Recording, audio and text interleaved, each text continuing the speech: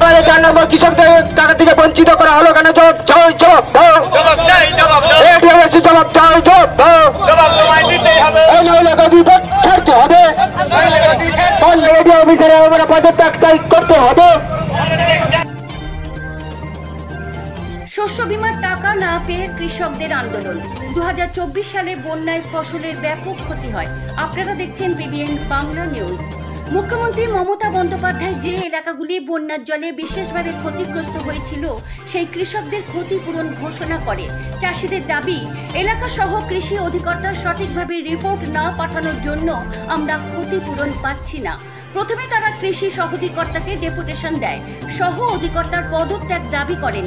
কৃষি সহ অধিকর্তার অফিসের সামনে বিক্ষোভ দেখান, পরে রাজ্য সড়ক অবরোধ করে।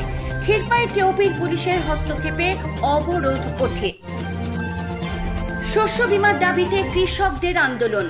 হাতে প্ল্যাকার্ড নিয়ে রাজ্য সড়ক অবরোধ ও কৃষি দপ্তরে বিক্ষোভ কৃষকদের। আপনারা দেখছেন পিবিএন বাংলা নিউজ। 2024 সালে বন্যায় ক্ষতি হয়েছে কৃষি ফসলের। ব্লক প্রশাসনের তরফ থেকে জানানো হয়েছিল ক্ষতিগ্রস্ত কৃষকেরা পাবে শস্য বীমায় ক্ষতিপূরণ। তারপরেও বেশ কয়েক মাস কেটে গেল, এখনো মেলেনি শস্য বীমার ক্ষতিপূরণের টাকা। প্রশাসনকে জানিয়েও কাজের কাজ কিছু না হওয়ায় পশ্চিম মেদিনীপুর জেলা চন্দ্রকোনা 1 নম্বর ব্লকের কৃষি দপ্তরের অফিসে বিক্ষোভে সামিল চন্দ্রকোনা 4 নম্বর মানিককুণ্ডু গ্রাম পঞ্চায়েতের শতাধিক ক্ষতিগ্রস্ত কৃষকেরা। খবর পেয়ে ঘটনাস্থলে প্রথমে পৌঁছায় ক্ষীরপাই ফাঁড়ি এবং পরে চন্দ্রকোনা থানার পুলিশ।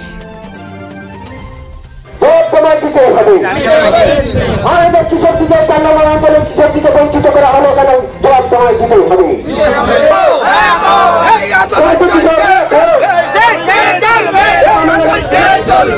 বন্যায় ক্ষয়ক্ষতি কৃষকের বীমা টাকা দিয়ে হলে না, তারা কৃষক ব্লক মনিটরিং কমিটি আছে, সেই কমিটি রিপোর্ট পাঠিয়েছে। এরপরে ফাইনাল ডিসিশন জেলা যেমন আছে জেলা, তারপরে স্টেট কোন মৌজা পাবে বা কোন চাষি পাবে কি পাবে না সেটা কিন্তু হায়ার অথরিটি ডিসিশন, এখান থেকে কোনো নয়। ঠিক আছে, অতএব এখানে ব্লক লেভেলে কোনো সমস্যা এটা নিয়ে নেই। আমার নামে টাকা রেডি হয়ে গেছে,